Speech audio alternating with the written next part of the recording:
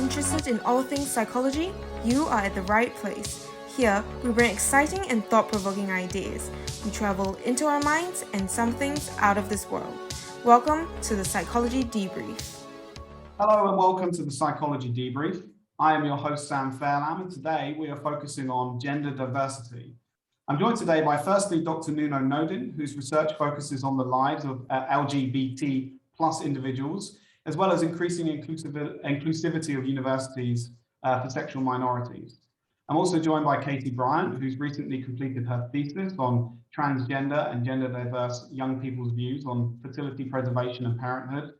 And I'm also joined today by Sofia Mason, who works as part of the academic services at Royal Holloway University, but will be providing sort of personal insights into the issue of gender diversity, because my understanding, Sofia, is that you identify as non-binary. So I think it's great to be able to have you on the show today to provide that kind of personal experience that, for example, I just identify as male. I obviously lack that insight. So it's great to have you on the show. I think probably first of all, let's just get straight into it. And I think first of all, probably the best thing to do is to start with you, Sofia, just to give us an insight as to what we actually mean by gender diversity. Now, obviously, as I mentioned, you identify as non-binary. So perhaps for some of our viewers who might be less informed about what gender diversity exactly is, what non-binary is, perhaps you could just give them a bit of an overview to what that necessarily entails and means. Yeah, thank you. Thanks for having us on to talk about this. So quite simply, my understanding is that whereas in a sort of historically and socially, culturally, that there has tended to be a binary understanding of gender, by which we mean binary being two, male, female. And without getting too philosophical, my understanding is that around the time of the Enlightenment, there was a lot in the Western thought sort of concentrated into quite a few binaries as a way of understanding what is quite a complex reality, right? So male, female, mind, body, nature, culture, a real sort of a philosophical approach almost that kind of divides things into binaries, typically with one being seen as superior to the other as well, crucially. So bringing that back to gender, for a long while and across cultures and different histories globally, there's been understandings that not everybody feels part of that clear-cut binary. So not everybody feels, like you said at the start, that you identify as male. Not everybody feels or identifies as, male or female in such a clear-cut way. It's become almost a little bit of a cliche nowadays to talk about spectrums instead of binaries, but I still love, even though it might be a bit cliche, I still love it as well. Not even just a linear spectrum, but just imagine like a 4-quadrant graph going in all directions, and that as humans we're really complex, and the quite limiting often, I find, notions around masculinity and femininity, male and female identities just don't really fit with us, and sometimes might just feel like a bit of an imposition or a performance that we're asked to do that we don't want to do, basically. And more recently, the prevalence of, for example, in social activism circles. So I was at I think it was a Black Lives Matter meeting a while ago, or something about stop and search and police and state violence. And as we went around the room to introduce ourselves, everybody said their pronouns. This was years ago, by the way. This was before people had it in their email signatures. This was like this was early doors. This was the social activists getting in on the pronoun thing, early doors. And everybody went around the room saying their pronoun. Oh, call me he, his, her, she, her, or I'm they, them, or whatever. When it got to me, I was like, I'd never been sort of forced to consider how I identify, because everybody just assumes I'm like cis, I'm just a woman who identifies as a woman because of how I present or whatever. And I just was like, in front of all these people, just red faced, just like, I don't want to say I'm she, her. I feel really uncomfortable with my gender identity. Just publicly had that realization. Sorry, my internet connection I think is cutting out as I get to this dramatic point about me realizing that I don't conform to traditional notions of gender. So that's a sort of little personal anecdote into when I kind of realized I don't feel comfortable saying, call me she, her, woohoo, womanhood. As much as I'm a feminist and I believe in sisterhood and stuff like that, I also want us to evolve beyond that binary, because I just think it's been quite oppressive for many of us. Yeah, so I think that's a really great insight. Obviously, you mentioned, and I think it's something we should probably bring up later when we talk about discrimination, because I think some of the things that you mentioned about history and culture, I think are probably quite relevant to understand why there's also this resistance to, this kind of gender inclusivity. Nuno, obviously, there are some differences here when we talk about things like biological sex and gender identity, as well as gender expression. Maybe you can just elaborate further about what we're kind of really precisely kind of borrowing down to today, and how those kind of concepts differ from each other. Yeah, sure. I think it's important to clarify that because it's a common kind of misconception. I think a lot of people, even sometimes specialists, even psychologists, cannot really understand the complexities of these different concepts or constructs that we have to understand gender and people in general, I guess, in relation to, how they identify. So I think first by saying that there's one such thing as biological sex, I'm not going to get into the complexities of it because it's not as simple as there's male bodies and female bodies. We know that as well, but I think it's maybe another episode. But when we talk about biological sex, and I guess that's what we're talking about the fact that some people have specific physical characteristics, that being genitalia, but things like, beard and body hair and specific voice tones, etc., that, kind of make them be perceived as being of a certain gender. But in any case, that is what we talk about when we talk about biological sex. And then on top of that, we have, or separate from that, actually, I should say, we have gender identity, which is how the person internally experiences or their own gender. So like how they internally identify, again, as being either male, female, or anything in between or beyond that. And that's I guess that's basically what we're going to be discussing here today, this idea of the gender diversity that Sofia so well introduced by, explaining a bit of this idea of us being used to fitting things into nice, neat little boxes, but actually the boxes are just devices that, might have been useful at some point, but no longer really play the part. So yeah, so that's what we talk about when we talk about gender identity, how people internally experience themselves. And that's a very personal thing, as I said, and I reinforce it's subjective. So we cannot really assume anyone's identity, gender identity, just by looking at them, by looking at their biological sex, but also looking at their gender expression, which is the other concept I would like to introduce, because the way that people present themselves to the world, the way they dress, what kind of accessories they use, what kind of even like professions they engage with, that is the sort of thing that people tend to associate with specific genders. But that is just an expression. I think by borrowing Sofia's expression, it can be just a matter of performance, if you will. Not necessarily conscious performance, but it's just a performance that often society, culture tells people that they should abide to, because there are punishments if people don't really kind of abide to those types of ways of expressing oneself. So bodies, identities, and then expressions, they are different. Obviously there's connections between them, but it is important to reinstate the fact that they are different elements of who we are, and again, not only how we are physically, but how we experience ourselves, and then how we present ourselves to the world. Great, thanks. So I think that really provides a nice overview to the kind of different concepts. As you noted, sort of sex and gender are different things, and obviously specifically what we're focusing on here is the way in which people therefore identify with their own gender, that's their own internal experiences rather than necessarily something that other people can decide, whether you're, say, male or female, for example. So Sophia, just to return back to you, I think something here which is, I guess, a little bit of kind of the elephant in the room, so to speak, is obviously gender over time, as you've mentioned, has been something that we've traditionally considered to be you're either male or you're female, and there's nothing in between. But obviously that isn't the case, particularly for your personal experience and many other people's experiences as well. Now, we obviously have made some strides socially, and I think it's great over the last sort of 5 or 6 years. I don't know if maybe this is me being very optimistic, but I think very, very recently there seems to be a large strides of improving the inclusivity. But obviously there are issues that people who don't identify to traditional gender, male or female, experience, say, challenges and discrimination. I don't know maybe whether there are any kind of particular challenges or difficulties that you've experienced in your time. Yeah, so there's two main things I'll say in response to that question. Thank you for the question. It's important to discuss how, you know, where the limits of progress are, I think, and to be realistic about that. I agree that things have sort of opened up and there's a lot more awareness.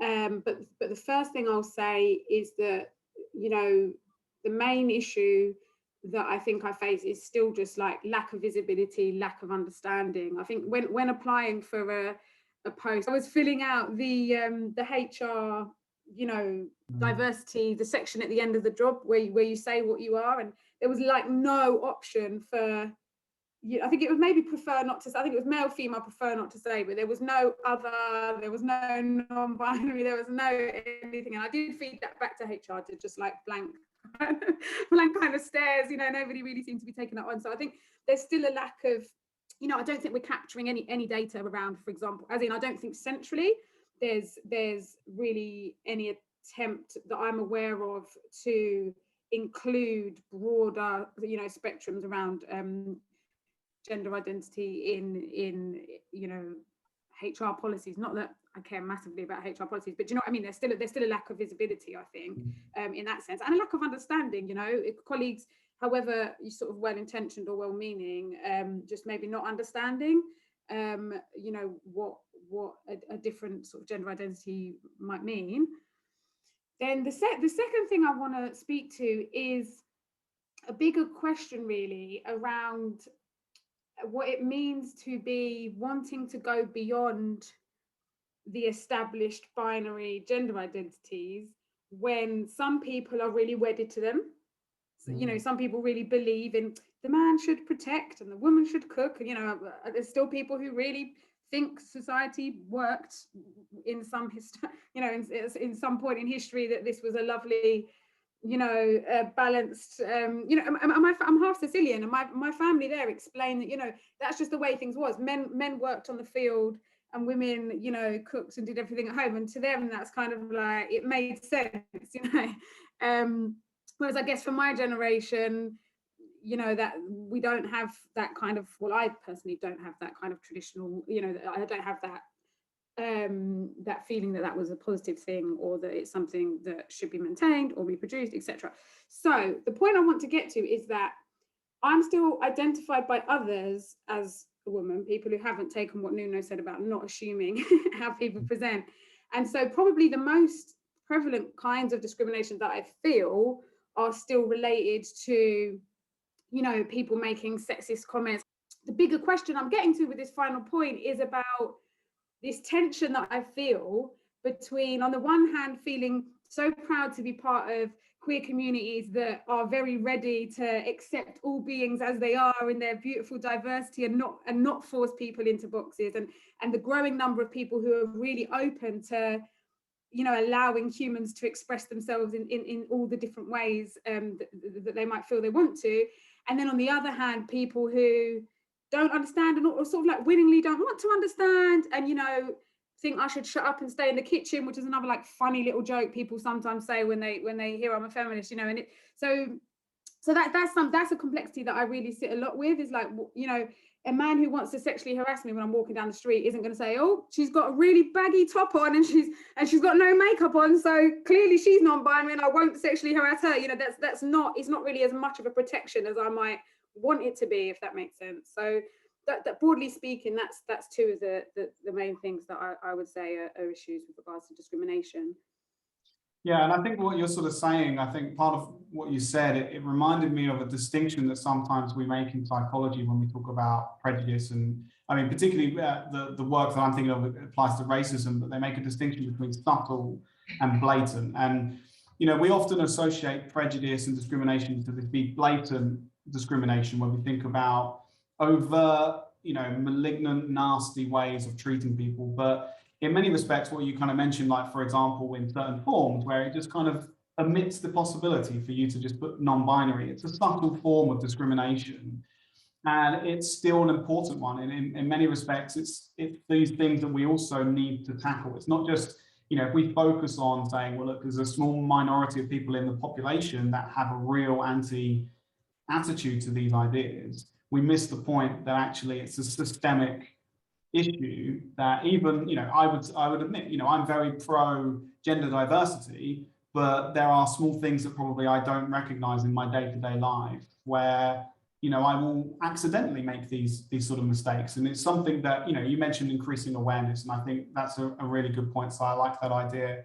Before we obviously move on to Katie's work as well on transgender, and obviously your work is focused on stigma, something else I would just add, because Sofia, you sort of mentioned about over the course of time, we've had this kind of historical nature of thinking about male and female. This very much, I think, probably resonates with a term in psychology which we call essentialism, or psychological essentialism. So essentially it comes from philosophy, but we've adopted it in psychology. It refers to a way of thinking about the world, and particularly essentialistic kind of viewpoint on the world is seeing things in a very kind of clear-cut binary manner, often maybe assuming or believing in the biological basis to certain categories. So obviously in what sort of Nuno picked up on earlier about sex versus gender, I think people often assume gender to be very essentialistic in nature, when in reality they are merely social constructs that over time we've developed and socially validated.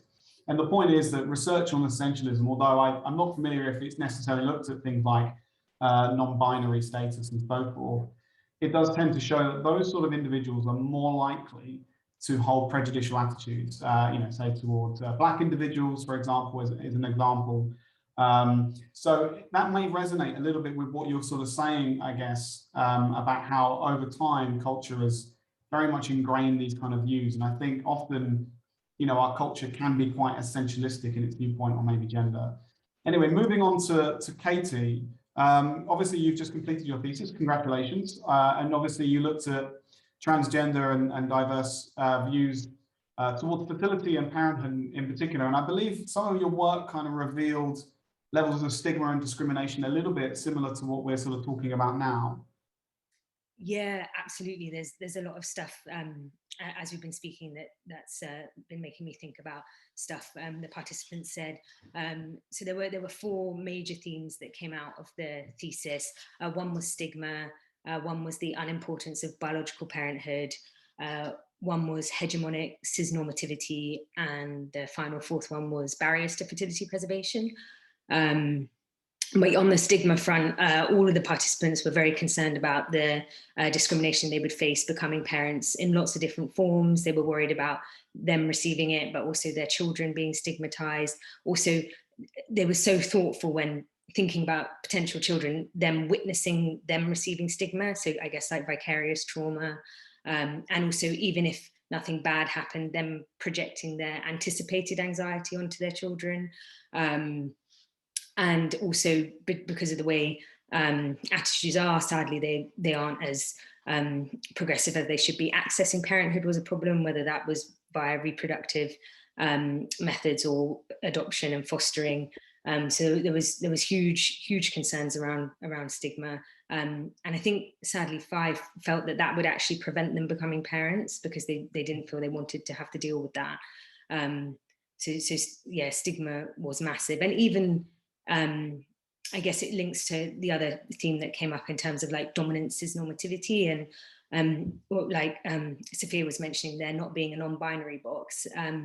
Like that might seem subtle, but actually it's kind of massive because you're claiming that person doesn't exist at all. So that's actually like a huge thing. And that was something that came a lot, that erasure of transgender and gender diverse identities, particularly in family and parenthood. In the media, there's only kind of one typical nuclear family that's presented, which makes transgender, gender diverse, and other LGBTQ people, myself included, feel excluded from that enterprise. So, and it was kind of everywhere. And I know, Sam, you mentioned having your blind spots. It definitely made me think about things like gender reveal parties, how kind of bizarre that is, like really strange. And then one non-binary participant was saying how they were put off potentially becoming parents because they felt they had to immediately gender the child, celebrating it, buying gifts, all of those things. And this cisnormativity kind of infiltrates every single level. So a transgender man wouldn't be recognized as a father on the birth certificate, he was saying. And in the healthcare system itself, there was a lot of barriers because they felt clinicians were just using cis language that excluded them, or they were worried if they had to go to like a motherhood unit or a mother and baby unit, that's not inclusive. There is a hospital in Brighton that's revamping all the language. So chest feeding instead of breastfeeding, pregnant person instead of pregnant lady, which is good. Hopefully there'll be more developments like that.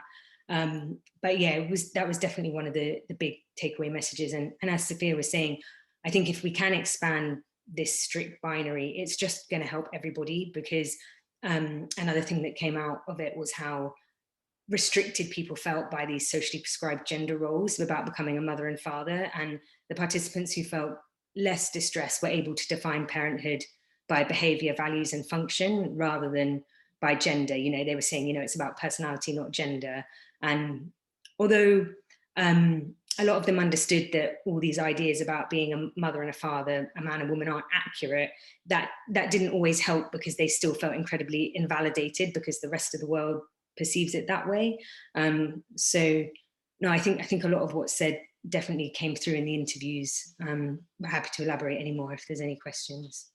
Yeah, I mean, I love that example I think one of your participants gave about gender reveal parties. I just think it's another great example about sometimes we take these things so for granted, they're so ingrained in the fabric of our society that, you know, it's that kind of blind spot where wouldn't necessarily think about it until it's raised, that actually that is a very assumptive approach to take. And I think that's really the issue that's quite hard to tackle here, is how do you break down, I think, systematically these issues that we've developed over time. I mean, you're talking about a millennia or even longer of human beings treating each other as male and female, and yet it clearly isn't as simple as that.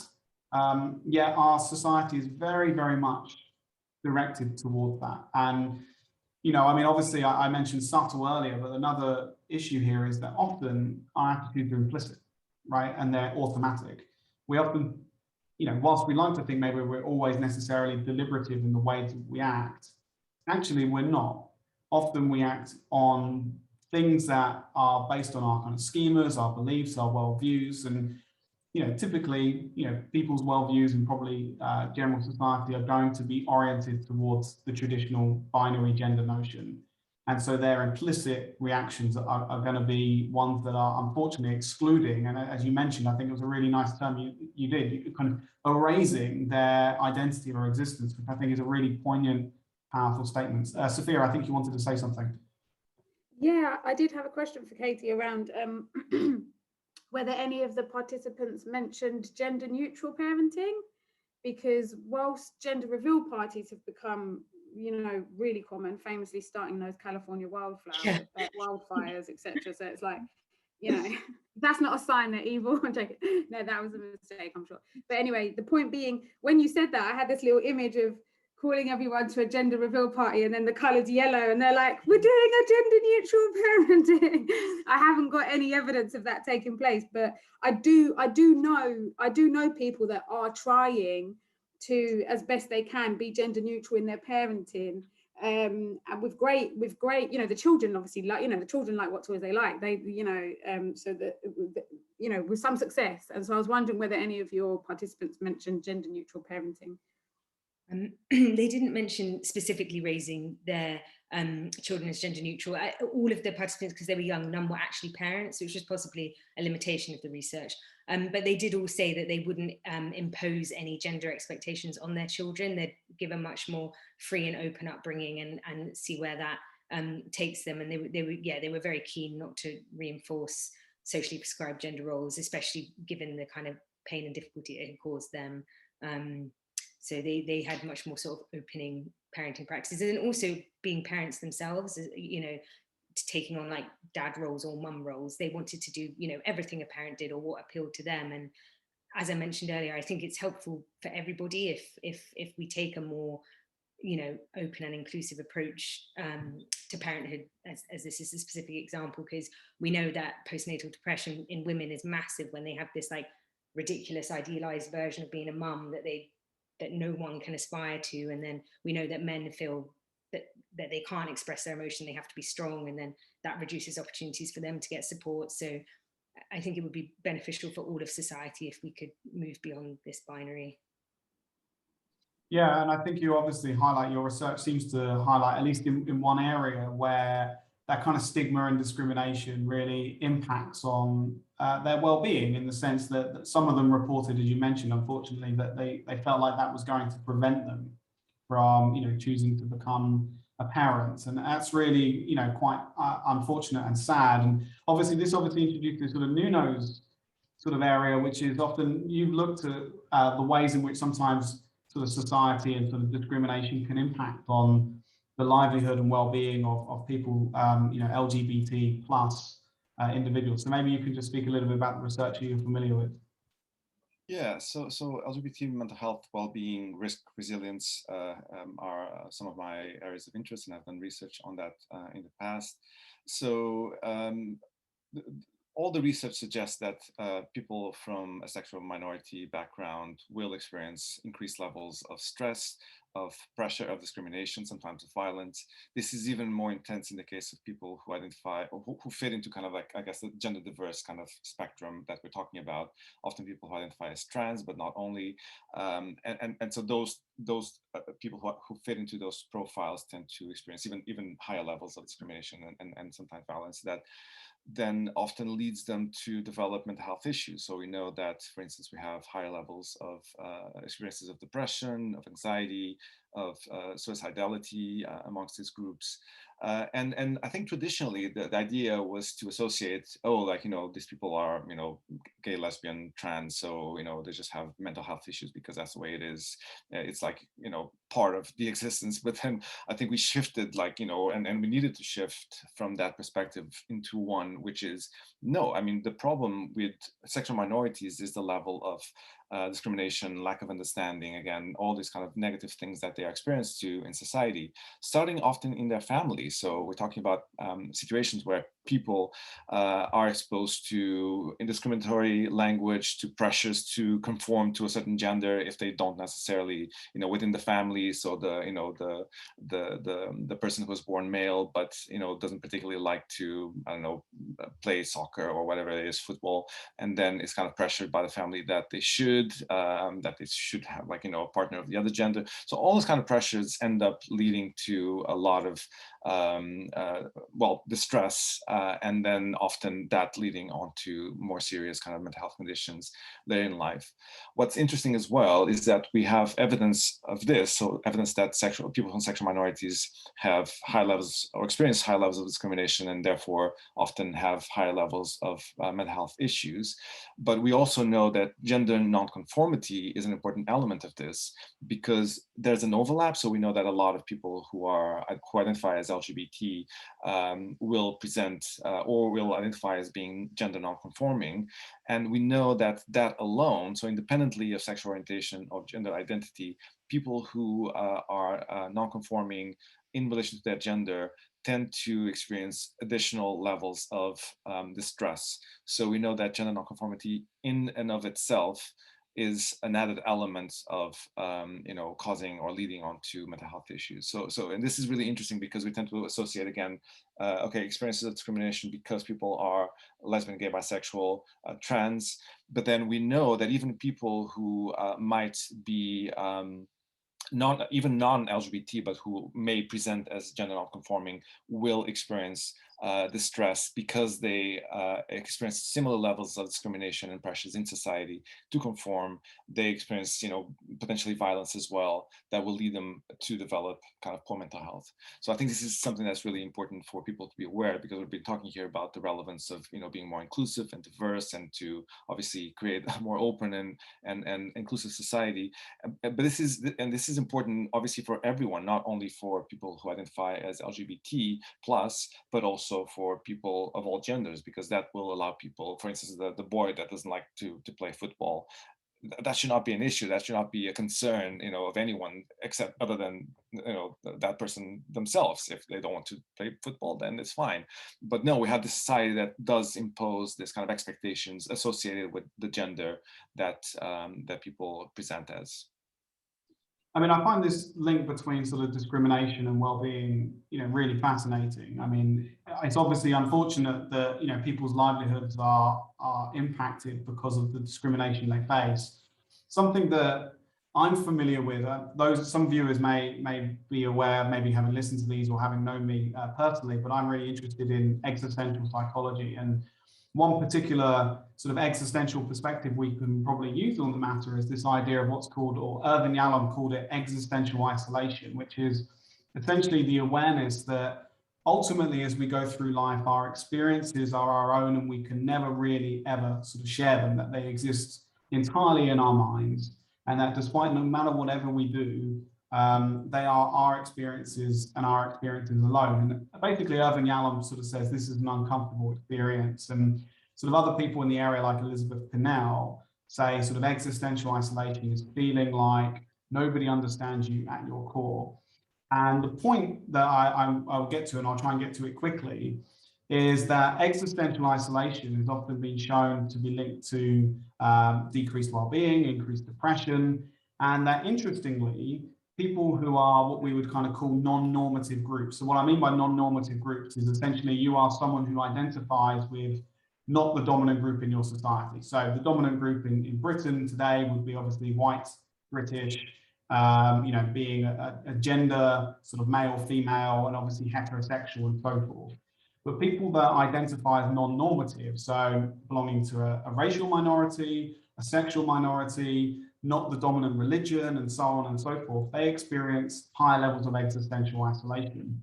And I think when you think about it, it makes a lot of sense, because a lot of what we've been talking about is this fact that, Sophia's mentioned it quite a few times, that you live in a world where it takes assumptions that don't apply to you. And that in the paper that I'm specifically referring to, it's actually a recent paper published last year, they give some examples of this that I think are really quite poignant, and not necessarily always in a gender way, but for example, they mention how, a Black individual wouldn't be able to understand or relate to their white friends talking in nonchalant manners about, run-ins with the police and risking those things, because those experiences don't make sense to them when they, unfortunately, due to the kind of societal problems we have, we are aware that they, cannot afford those kind of things in the realm of police officers. But they also give other examples.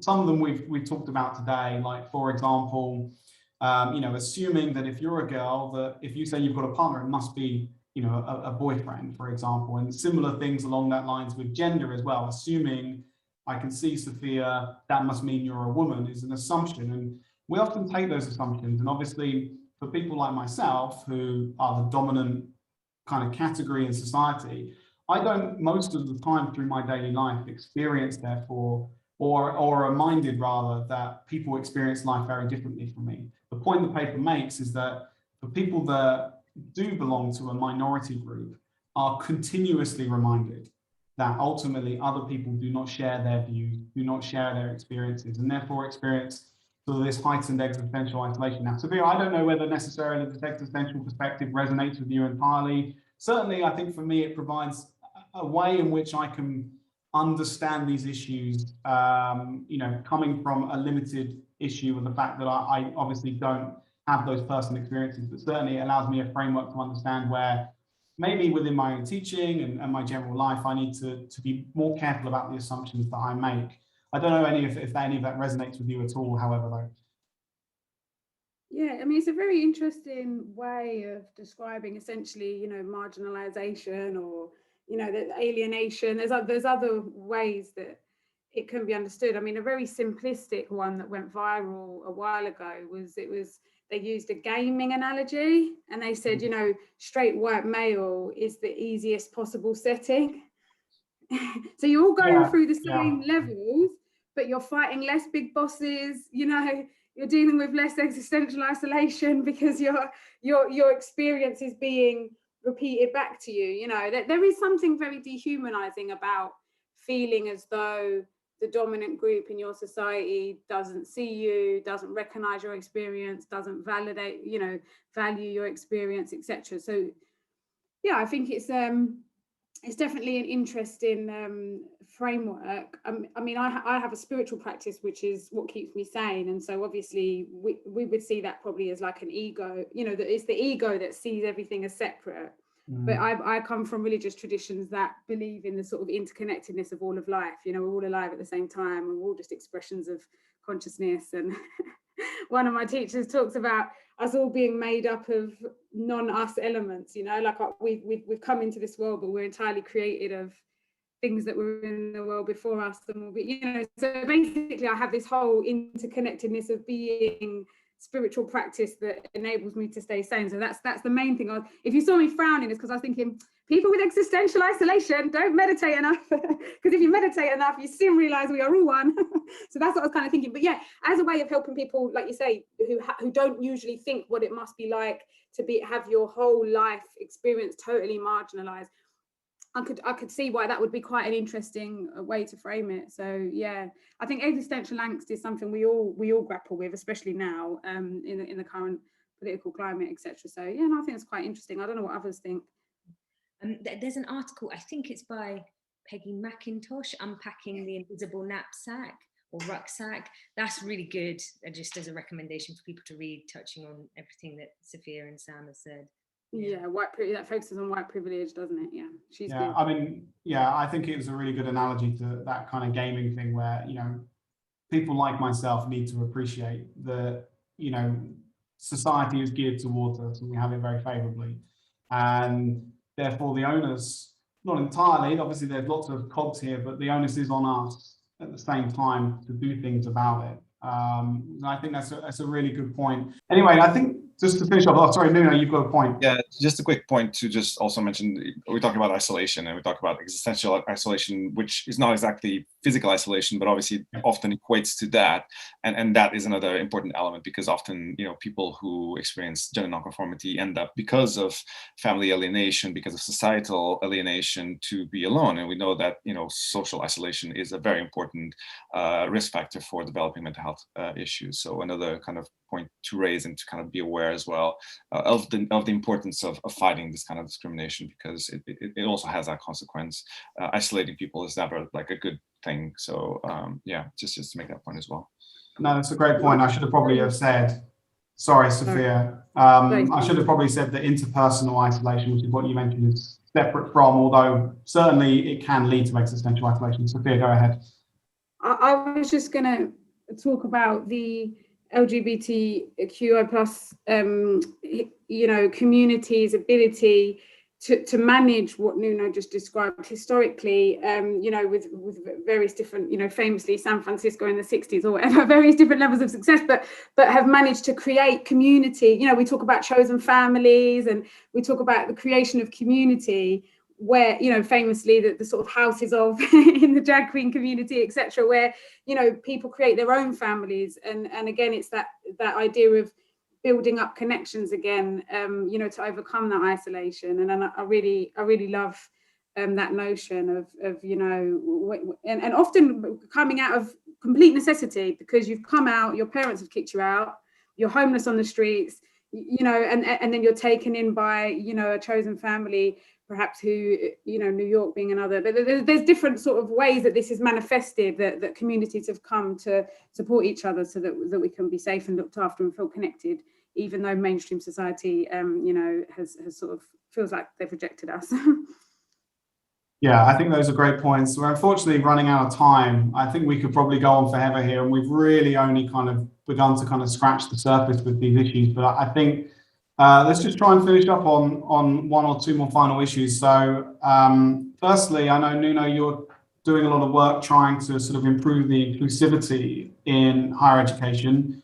I don't know if you maybe wanted just to speak to a little bit about what precisely sort of within an educational setting you think we should be trying to do, or where the problems precisely reside. Yeah, I'll talk about a couple quickly. So one of them is visibility and representation. It's not enough for someone to be supportive and appreciative of gender diversity or sexual diversity. It is important to make it clear visibly. So things like, having a rainbow flag in your office, or having something as important as as small but as important as pronouns on your email signature are very important elements, again, for people who don't know you, or maybe know you but don't know what your position is, or what, how open you are in relation to sexual diversity and gender diversity, to be able to feel more comfortable, for instance, in coming out to you about their gender identity, or just making people more at ease in relation to you. This is true for both students and members of staff, so that or even visitors or people from the outside. So pronouns, I think Sofia started by talking about pronouns, so that was like a very important kind of thing that we've developed to recognize the importance of pronouns. So, and just going back to my initial point of talking about gender presentation and basically how people are perceived by others, doesn't mean that you cannot really tell one's gender identity by looking at them.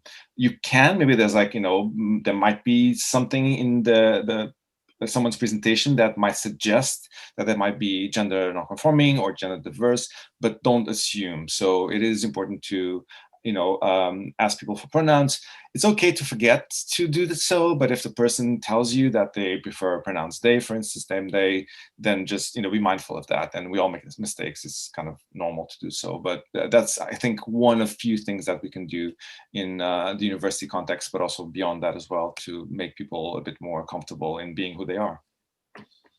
And Katie, Sofia, just final thoughts from you guys. I don't know if there's anything else you wanted to end on or add to what we've already discussed. No, just when we were talking about existential isolation and other things, it just made me think about the minority stress theory, which applies to LGBTQ plus people, and that's both like external stress, but also internal. So one of the things that came out in the thesis was like internalized stigma as well. So the belief that they can't become parents because of these messages that have been fed to them wrongly through society.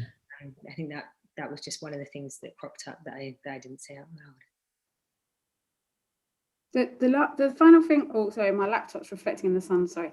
The final thing I would like to say, sort of echoing what Nuno said about, people make mistakes, and I think for some people sort of see all of this and go, oh God, it's so confusing, and something else to remember or whatever, and they get a bit defensive because they feel like, oh, I'm going to be judged as wrong, I'm going to be seen as bad.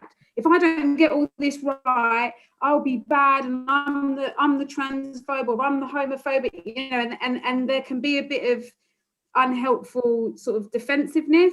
And I just wanted to say that, we're all learning, as cliche as it sounds, it's the intention. If you don't want to hurt people, if you want to make people feel that they belong, then, you don't need to be defensive. If you don't want to hurt anyone, that's your intention, there's no need to feel defensive. You can just listen and learn. So yeah, that's what I would like to say. I think that's a great thought to end this on. So thank you, the three of you, for taking part. Really appreciate it. Hopefully, maybe we can at some point pick this back up again. Maybe have a part 2 or something if you're welcome to, if you want to come back and take part on the show. But thank you very much for your time, and hopefully I'll speak to you guys again soon. Thank you. Thank you. Thank you for watching the Psychology Debrief. If you have any suggestions for new topics, quizzes, or any other content psychology related, feel free to get in touch via email or Twitter. Don't forget to like, share, and subscribe. Bye!